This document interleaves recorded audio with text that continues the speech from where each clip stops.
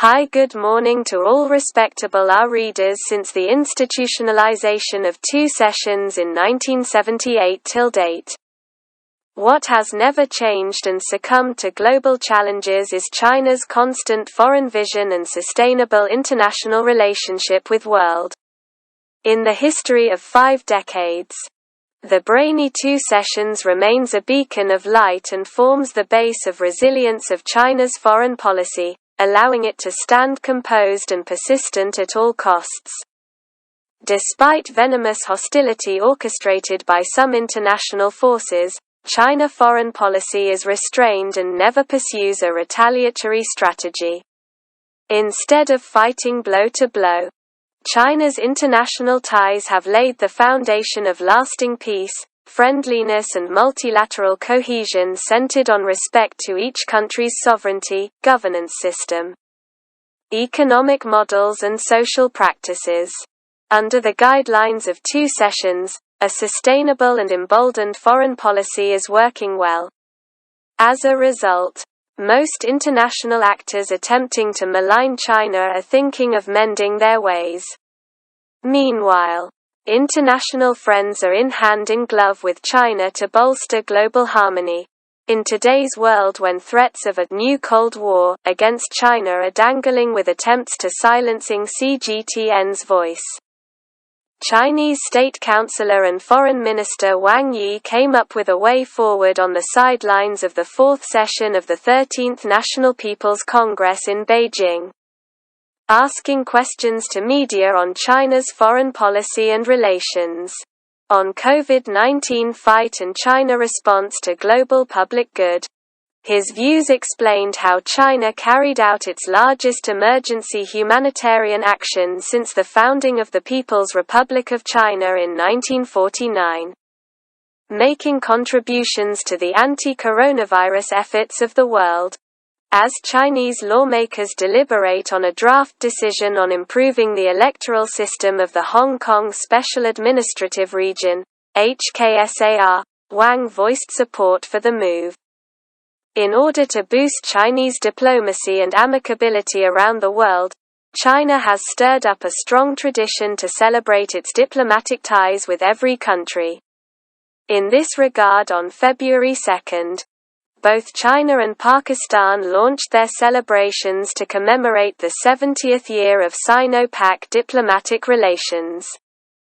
The commemorations that came at the heels of two sessions are of great importance as they convey the message that the relationship encompassing 1951 to 2021 never lost its sheen. Pakistan became the third non-communist country, and the first Muslim one, to recognize the People's Republic of China in 1950.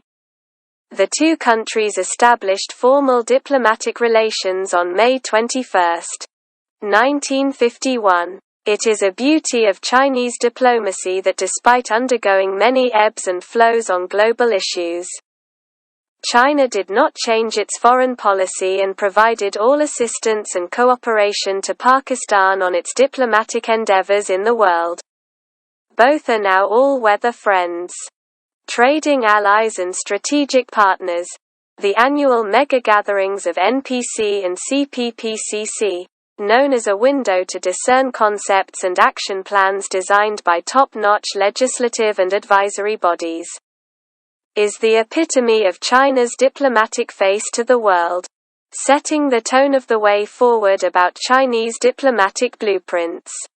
Two sessions also help facilitate the international community to understand the global perspective of Chinese President Xi Jinping, which goes beyond traditional theories on international relations, which find it harder to interpret today's world, as views such as the zero-sum game ideology don't conform with the trend of the times. The two sessions that kicked off on March 4 flexed its intellectual muscles to make thought-provoking headways. Since becoming General Secretary of the CPC Central Committee in November 2012, Xi has used bilateral or multilateral diplomatic occasions to propose a series of ideas and visions on what kind of relationship China should have with the rest of the world and how it will work to build such a relationship. In his diplomatic insights, Xi thinks countries should forge partnerships in which they treat each other as equals and engage in mutual consultation and understanding, create a security architecture that features fairness, justice, joint contributions and shared benefits, and promote open, innovative and inclusive development that benefits all. Two sessions are also an encapsulation of Xi's diplomatic perspective, which anchors the Belt and Road Initiative to promote international cooperation for common development. By the end of January, 138 countries and 30 international organizations have signed 200 cooperation documents with China on jointly building the Belt and Road.